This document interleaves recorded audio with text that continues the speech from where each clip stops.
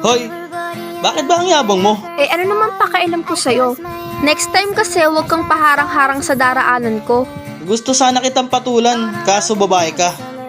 Sinong babaeng tinutukoy mo? Ako? Mukha ba akong babae, ha?